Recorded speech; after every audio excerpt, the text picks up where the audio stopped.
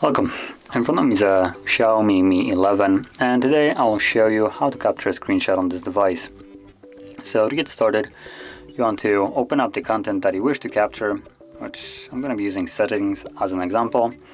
And once it's open and visible on the screen, all you need to do is press power key and volume down at the same time. Just simple click, and it will bring up this little screenshot right here. I'll show you what you have captured with two options, so send and scroll. Scroll meaning you can elongate the screenshot, meaning if I tap on it, you can see it will start scrolling. I can also grab it here, which is a really nice feature, and scroll it down myself, as however down I want to.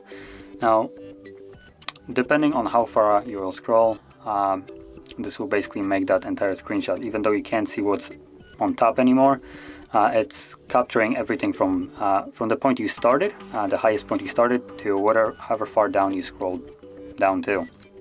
From there, click on done. It's going to process it, and there you go. As you can see, there is the entire screenshot, basically the entire settings page.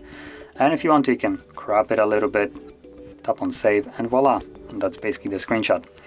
So that is one way to capture it. Another one was, as you can see, a 3-finger scroll or screenshot, which is just place 2 fingers on the screen and pull down like this, and voila, there is the screenshot.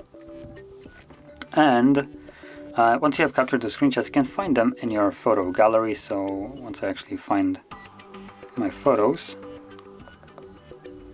oh, there we go, gallery.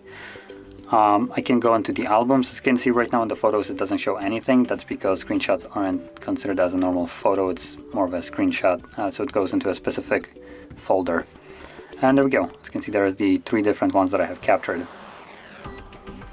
So, that being said, that is how you would capture a screenshot on this device. And if you found this very helpful, don't forget to hit like, subscribe, and thanks for watching.